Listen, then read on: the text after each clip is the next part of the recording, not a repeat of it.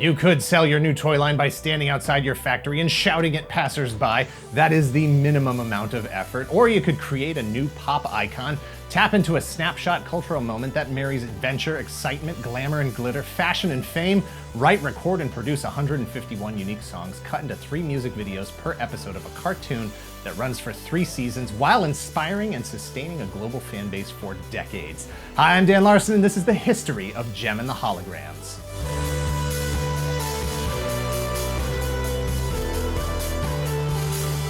Jem and the Holograms was a 3-season, 65-episode animated series that originally ran from October of 1985 to 1988 in various formats. It was a joint production of Hasbro, Marvel Productions, and Sunbow Entertainment, the production team that was responsible for some of the most successful cartoons based on toys to sell toys based on cartoons. G.I. Joe, Transformers and Humanoids, Robotics, Bigfoot and the Muscle Machines. All right, they didn't bat 1,000, but they stepped up and kept swinging at pitches. Even the best performers aren't going to get a hit every time. A 300 average still gets you some Hall of Fame votes. Jem and the Holograms is the story of one of the most popular recording artists in the world, Jem and her band The Holograms, and her actual secret identity, recording company executive Jerrica Benton. Jerrica uses the popularity, fame, and most importantly, fortune of Jem and the Holograms to fund the Starlight Foundation, a charity that sustains an orphanage called Starlight House. Jerrica's transformation from mild-mannered record industry mogul and charity administrator into mega pop star Jem is accomplished with the help of a supercomputer / artificial intelligence called Synergy that can project and maintain lifelike holographic images on and around her via her Gemstar earrings. The Gemstar earrings, Synergy, the Starlight Foundation, and Starlight Music were all left to her by her father after his death. Jem and the Holograms are frequently, Jem and the Holograms are frequently, that's a tough word, I'll get it this time, frequently. Jem and the Holograms are frequently pitted against music rivals The Misfits, their label Misfits Music, and its owner Eric Raymond. Eric was a business associate to Jerrica's father at Starlight Music and could have been owner of Starlight Music, except he left everything to his daughters, Jerrica and Kimber. Jerrica, as Jem, uses the powers of Synergy to put on the best stage performance you've ever seen, to maintain the profitability of the record label, and most importantly, ensure that the Starlight Foundation will continue to provide orphaned girls a place to live, learn, and be a part of a family. Jem began life as a series of 15 7-minute shorts, part of a Sunbow Marvel Productions partnership called Super Week, sometimes called Super Sunday, sometimes called Super Saturday. The half-hour series featured 4 different animated series in a kind of pilot program intended to test out properties before ordering a whole season. Jem and Humanoids, Robotics, and Bigfoot and the Muscle Machines all got their start on Super Saturday, also called Super Sunday.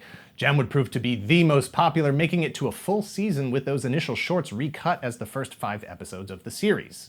The basic concept for the line of dolls was conceived of by Bill Sanders and Barbara and Joe Hyland. Hasbro, as Hasbro does, developed a marketing plan to introduce the mythology and showcase the dolls through an animated series and a multitude of other supporting merchandise. Sleeping bags, puzzles, lunchboxes, board games, sticker albums. Hasbro had already made successful multimedia brands out of Transformers, G.I. Joe, and My Little Pony. Jem was next in the spotlight. Jem and the Holograms was a production of Sunbow Entertainment, an animation studio owned by Griffin Bacall Advertising, a frequent partner of Marvel Productions. Marvel Productions president and CEO at the time was Margaret Loesch, who had worked for ABC and NBC in production roles, and then later as executive vice president of children's programming at Hanna-Barbera. In the 90s, she would go on to Fox Kids during a run of television that introduced the X-Men and Batman animated series and the Mighty Morphin Power Rangers. That is a Hall of Fame record. Christy Marks created the story bible for Jem based on the rough photos of prototype toys provided to her by Hasbro while they were in production. Christy was the head writer and developer for all 3 seasons of Jem, writing 23 of the 65 episodes herself.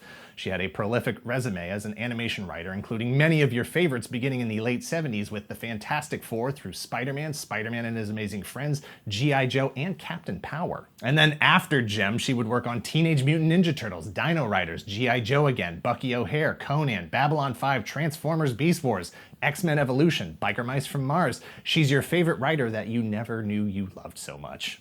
That matters because Hasbro wanted a show that would appeal to both girls and boys, or at the very least had just enough action and adventure, science fiction, and spectacle that boys wouldn't immediately change the channel. Christy Marks had the knowledge and experience to deliver it all. Jem! Jem's got a rock backstager.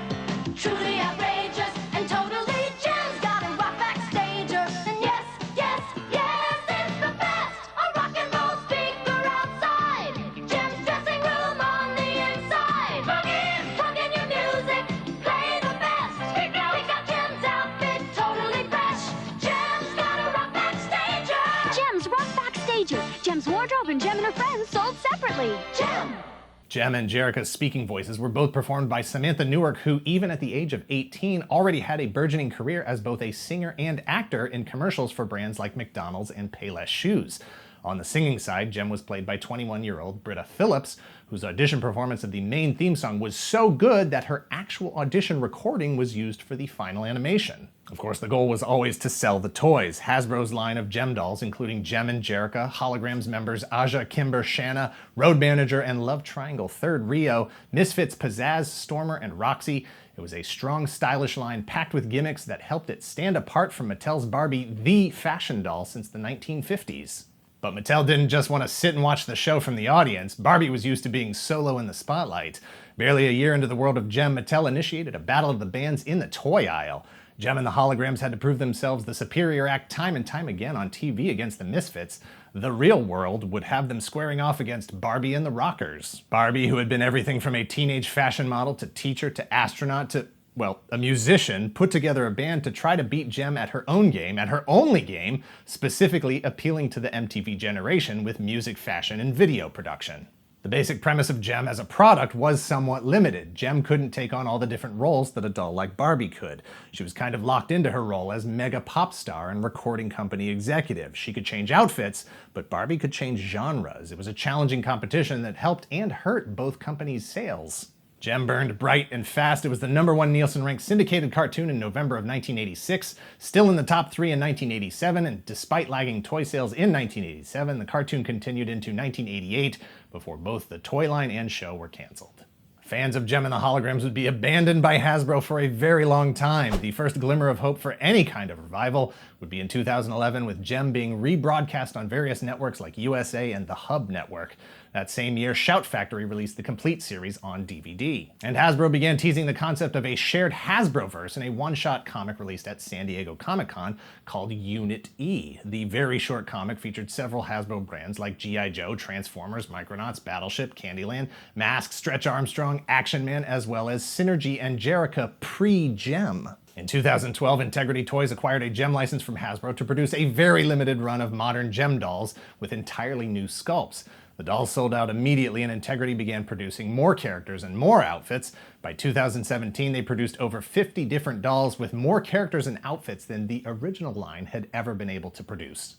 From 2015 to 2017, IDW Comics published a new Jem comic book series written by Kelly Thompson and illustrated by Sophie Campbell. While there are no direct depictions of Jem as a part of the shared Hasbro IDW universe, technically, they are part of the same world. If and when it becomes necessary. Let's not close any cross-promotional marketing opportunities before they've been explored. In 2015, Jem finally made her grand return to the pop culture spotlight as a full-length, feature-length, live-action-length feature film directed by John M. Chu. Let it roll. Chu was the natural choice for Hasbro, having just directed 2 different Justin Bieber concert films, Never Say Never in 2011 and Believe in 2013. And in 2013, he also directed G.I. Joe Retaliation, widely considered to be a film about Hasbro's line of G.I. Joe action figures. Jem and the Holograms was released to theaters on October 23, 2015. Chu, a fan of Jem since childhood, served as a producer on the film. A dream project for him as a creator, he had been working to bring the film to life for nearly a decade, much to the chagrin of Jem creator Christy Marks and anyone who had been involved with the original animated series that were not offered the opportunity to develop the film as well. Chu delivered a film that was essentially Jem reimagined through the lens of Justin Bieber, Hannah Montana, and the modern world of overnight viral social media stardom, minus the science fiction elements of holographic projections that were the gimmick of the original character's creation. He also confirmed his intent to bring the Hasbro shared universe together with G.I. Joe, Transformers, and Jem. And as hard as it is to believe, none of that helped the performance at the box office. After just 2 weeks in theaters, grossing a scant $2.2 million, less than half of its $5 million budget, Jem was pulled from theaters.